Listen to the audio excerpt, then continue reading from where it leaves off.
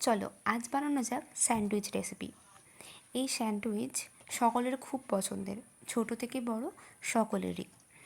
যদি বাচ্চাদের ঘরে টিফিনে দেওয়া হয় এই স্যান্ডউইচ, তাহলে দেখা যাবে তারা টিফিন খালি করে পুরো নিয়ে চলে এসছে। চলো দেখা যাক এই স্যান্ডউইচ বানানোর রেসিপিটা। স্যান্ডউইচ বানানোর জন্য আমি এখানেতে 1 কাপ মতো বেসন নিয়েছি।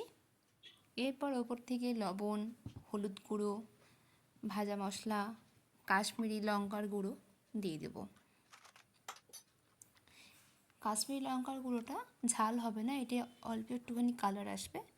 এরপর ওপর থেকে অল্প একটু জল দিয়ে একটা পাতলা ঠিক ব্যাটার তৈরি করে নেব।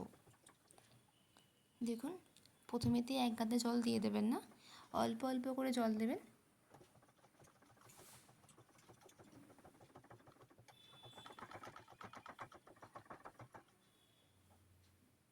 আমি এখানেতে প্রায় 4টে মতো সেদ্ধ আলু নিয়েছি, আলুগুলোকে ভালোভাবে ম্যাশ করে নিয়েছি। এরপর একটা কড়াইতে কিছুটা সর্ষের তেল দিয়েছি, আর ওপর থেকে দিয়েছি অল্প একটু জিরে ফোড়ন। খুব ভালোভাবে ফোড়নটা গরম হয়ে গেলে ওপর থেকে ম্যাশ করে রাখা আলুটাকে দিয়ে দেবো। আলুটা খুব ভালোভাবে নাড়িয়ে নিতে হবে, যাতে ভাজা জিরেটা আলুর সঙ্গে লেগে যায়।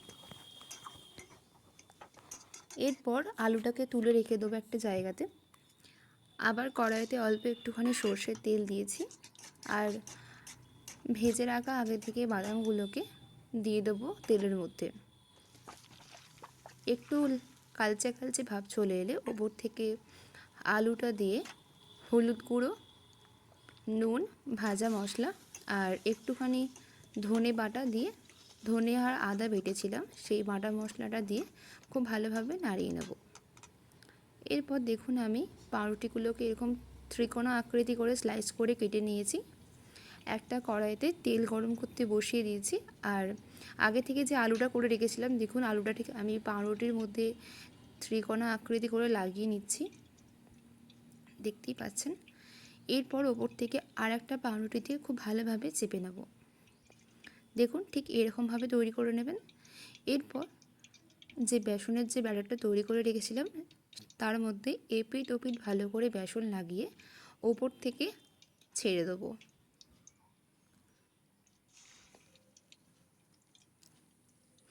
গ্যাসের ফ্লেমটাকে লো টু মিডিয়ামে করে রাখবেন, একদম বেশি হাই করে রাখবেন না।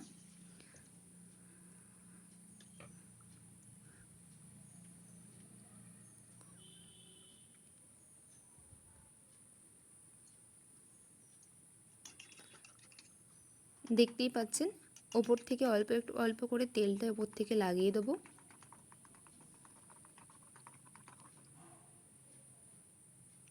খুব ভালো কালার চলে এসছে, দেখতেই পাচ্ছেন। এরপর এক পিঠটা উল্টে দেবো।